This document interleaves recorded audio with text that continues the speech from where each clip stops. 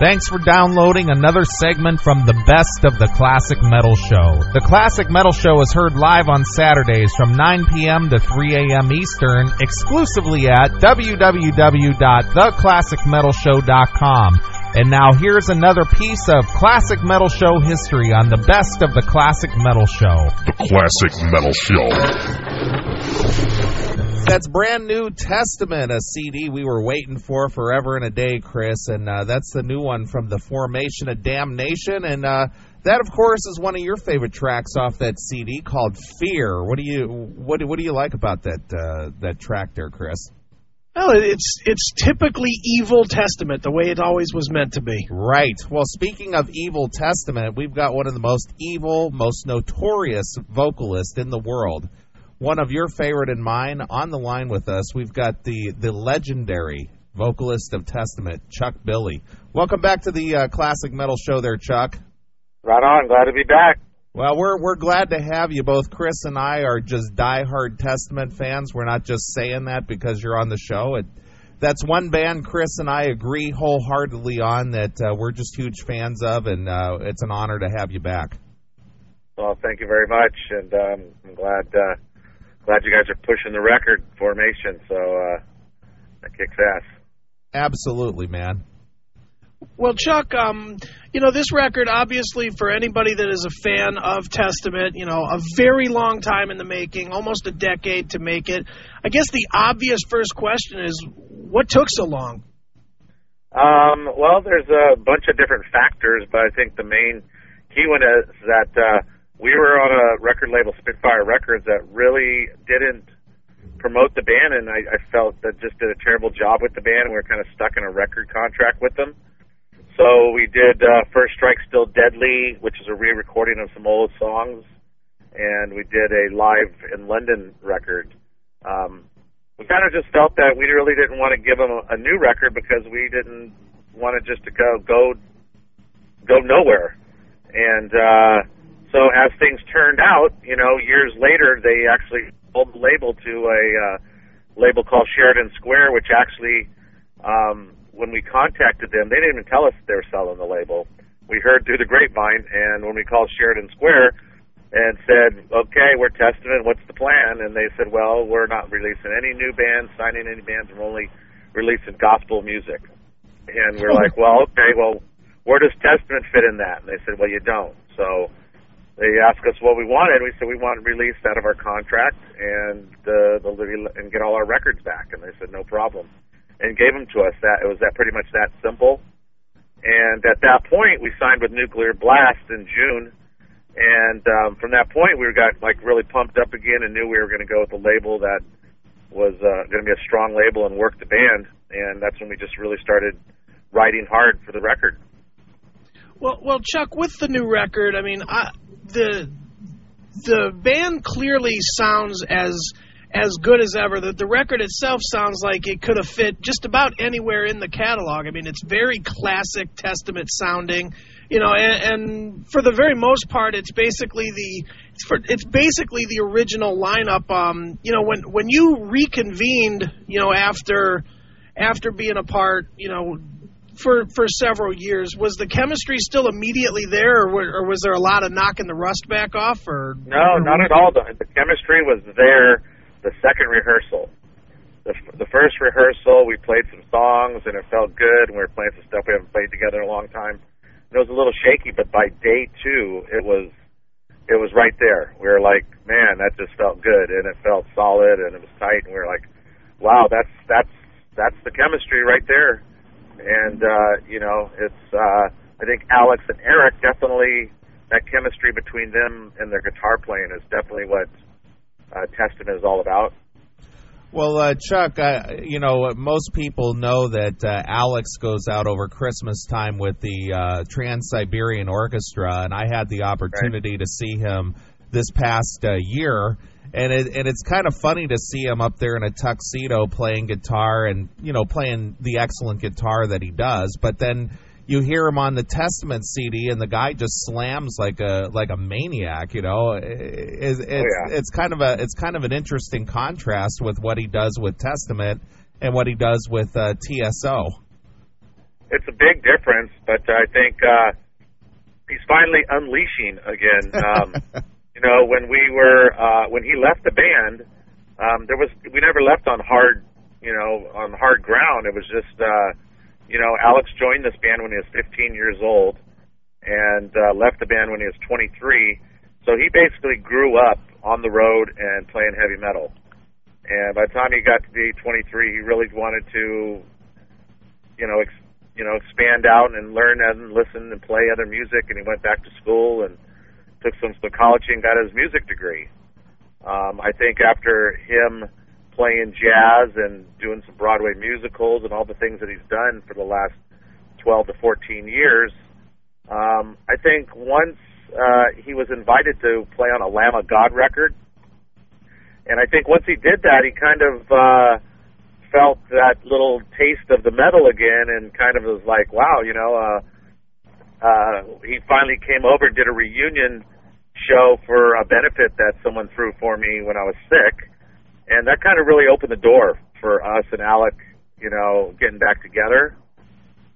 So that was pretty cool, and the reunion was only supposed to be one concert and ended up turning into 10 shows and then turned into a few months, and then next a year went by, and we finally reached the point to where we're like, we're having a great time doing this, everybody again, let's write a new record, let's do it. And everybody just said, yeah, that sounds like a great idea, let's go for it, and that's what we did.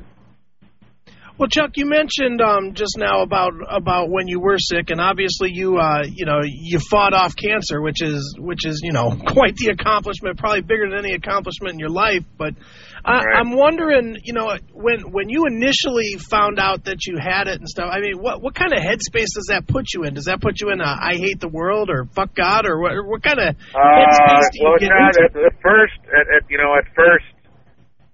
when I got the news, because when I first got the news, it kind of went in one ear and out the other until I got home and told my wife, she's like, what the doctor say? And I said, well, he said I had cancer. And then when I said that, it really hit me right then, what I just said. And we were kind of floored that day. We just kind of sat on the couch for the rest of the day, the rest of the night. And then the next morning I woke up and said, fuck this, I'm going to kick this thing's ass. And just really focused on what I needed to do. And, I basically really went back. I'm a Native American, so I really went back to my Indian heritage, and I got some wild stories of some stuff I've experienced with some Indian medicine men and healers that would blow your mind, and it's really did help me and get me through a lot of my healing process. Cool. Well, how long roughly did it take before you got through it? And I'm assuming at that point that was like the only thing you were doing. Am I correct on that? That was it. It was about a year and a half to 2 years, and at that point, I really didn't play music. I didn't listen to music. I was really spending a lot of time with my family and just staying focused on what I needed to do. And quite honestly, I really thought my music career was over.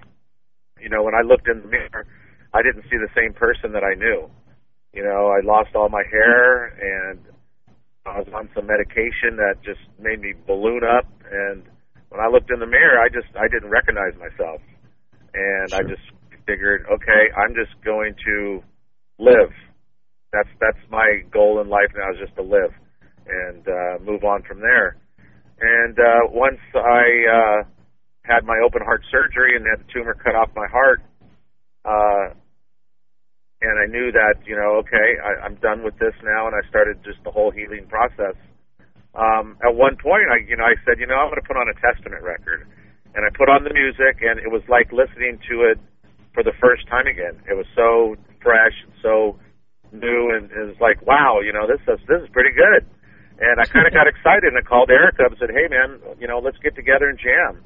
And we did, and we just would kind of just jam and just to jam and get together. And next thing you know, I was like, I think I'm ready to play some concerts. And so we went for it, and it's really helped me through a lot of that healing as well. But, you know, it's a whole different outlook on what I do now with my music and how I tour and things I do. And, you know, it's a whole different world than it was in the past. Right. Now, how much of that goes into the music now, the actual, you know, day-to-day hard? Because, I mean, obviously, you know, you go through that for 18 months, 2 years. You know, it's minute to minute, not day to day or month to month like most people live. You know, how much of that now translates into the music when you're writing something, you know, to put all the ferocity that you were feeling back then into the music now? Well, you know, it really puts into the show. I think it enhances my performance. I think I'm probably performing and singing better than I have ever. And, you know, when we were touring before, I really was, you know, pumping hard and just, you know, sleeping all day and wake up and do a sound check, do the show, and just do this repeated cycle all the time. Whereas now, when I get to go out on the road, I'm really appreciating and soaking in everything I get the privilege of doing, you know, all this traveling and touring. I'm more like a tourist out on the road now. You know, I get up and I hit the street with my wife and some friends, and we'll go out and see the sights. You know, eat some nice meals in the restaurants, and then at the end of the night, I just have to play a concert for an hour and a half. I'll be back in an hour, guys, and it's really like that, and it really does. I'm enjoying it a lot more, and I think it actually helps my performance. You know, we're having a lot of fun up there on stage, especially now that Alex and all the guys are back in the group. It even makes it that much more special. Well, Chuck, speaking of being out on the road and touring, how ecstatic do you have to be playing with such legends as Ronnie James fronted Black Sabbath, Judas Priest with Rob Halford, and the legendary Lemmy? Oh, it's going to be amazing. I am so pumped, especially Testament hasn't really did like a proper U.S. tour in a long time. So for us to get back and have the opportunity to hit those markets and do that with the new record, the original guys back in the group, it's going to be awesome. Like I can't wait, you know. And we had the privilege to tour with Priest before, and actually our last tour with the original band was with Black Sabbath with Dio on the Dehumanizer tour. So it's kind of cool that it took full circle, and here we got the boys back together, and I'm touring with two of my favorite all-time bands, you know. Right on. Well, Chuck, I want to go back a little bit. Just recently, a couple of your records were re-released, and one of them was Demonic. Now, obviously, that is the lone record in the Testament catalog that took any kind of a real swerve, you know, and really it comes specifically to you, where you went basically with an all death metal type of a vocal. I'm curious, you know, looking back at it, do you look at that as a mistake, or are you happy with the way it came out at the time? And, you know, why did you decide to change? I'm definitely happy with it. It was just that we write records according to the times, and I think around that time, we've had some bad luck with a few record labels that basically went bankrupt on us, you know, sell a few records and then file for bankruptcy. So we were kind of like a little fed up and upset and angered at the music industry, and I think we wrote a very angry record. It was brutally angry, and Gene Hoglan at that time was playing drums and brought a different sense of, you know, energy to the music. And you know, I really did try to hold back and sing a little more on it, but it just didn't feel right. And when I went to the death stuff, you know, everybody liked that. And I think when we came off the Low record, I did Dog-Faced Gods, and I got a lot of email from fans saying, you know, hey, you know, why don't you do more songs like that? So that was kind of in the back of my mind as well. It was a brutal record. I listen to it now, and I tell you, that's probably the hardest stuff to sing live. You know, we did a few tours playing that stuff, and, man, it was pretty brutal on my voice. You know, well, I think now where I'm at, I think I've really found a comfort zone where I'm at now. And that's the interesting thing about Formation, Chuck, is that you really seem to have incorporated on this record, more than any record throughout your catalog, all the varied styles that you've ever used with your voice. There's some singing, there's some growling, there's the mid-range of the two, which is kind of, I'll call that your classic sound, for lack of a better term. But when you were working on your parts for Formation, were you trying to incorporate everything, or is it just kind of where you've matured to as a vocalist in 2008? Well, I think it was a natural thing, but I know when we were writing, I mentally really wanted to sing a little more with melody and have some vocal hooks. When I did the Gathering record, like the song 3 Days in Darkness on there was like one of my favorites. And I really wanted to try to stick it in that vein where it had the power and melody and just that style. Quite honestly, the tone of my voice changed a little because, I actually quit smoking pot for about the last 9 months. And it really has improved my range and my stamina, and I think it really shows on the record, and so I'm sticking with it.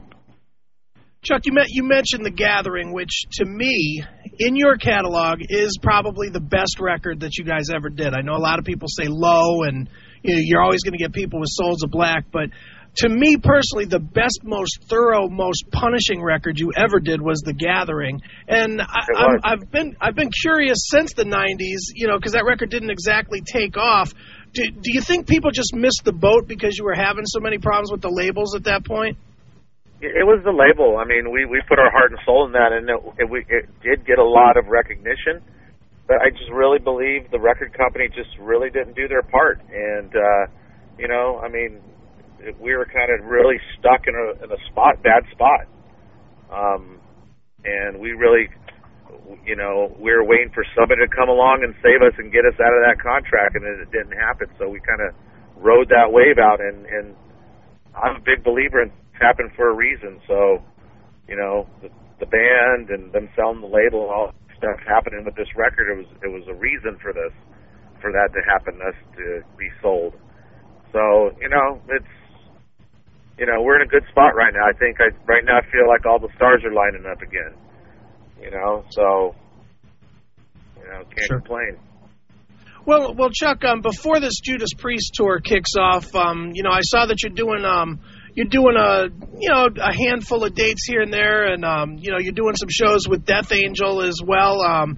That's got to be a cool feeling for you as well. To kind of go back to the roots of the San Francisco scene, and you and Death Angel out there on the road, all these years later. Oh yeah, definitely. I mean, I've been a big Death Angel fan, and again, it goes back to that benefit concert where Death Angel and Exodus, Forbidden, Violence, all these bands, put their differences aside and got back together and performed, and it really did spark some life back into like Death Angel. They continued on and did a couple records, and Exodus as well, and now Forbidden's getting back together, getting ready to do a record, and, and it's not that we're just getting better playing, trying to keep up with the times, but all those bands, all of us are writing some good records, and I think it kicks ass, Absolutely, Chuck. Now, is there any story behind the Formation of Damnation as far as the title goes?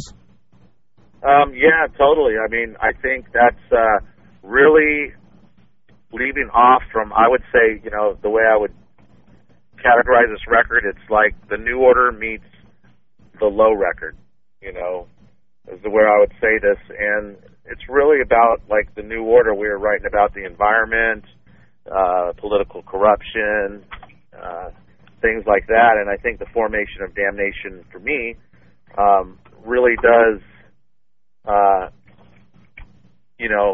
I'm not a big President Bush fan. I'm not a big fan of the war and what's going on. And I see in the news, young kids in Iraq carrying rifles and burning American flags. And it really makes me and saddens me a bit that, where are our children and our grandchildren? What kind of society are they going to be living in? You see all these children being raised to hate.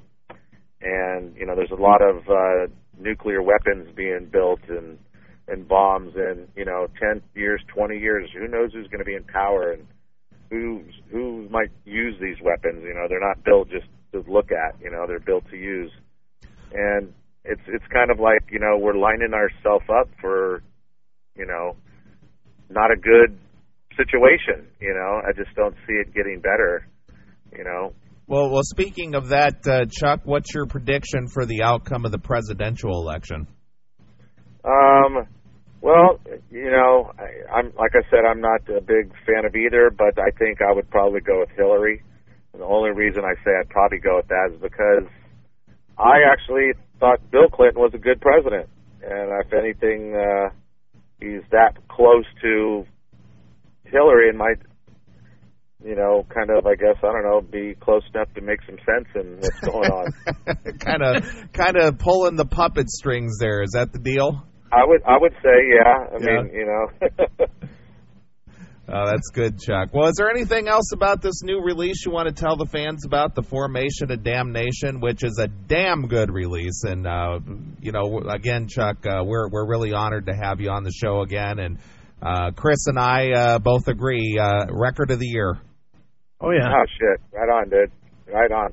Yeah, it's just, I don't know. I think we've always tried to make our records, each one different on its own.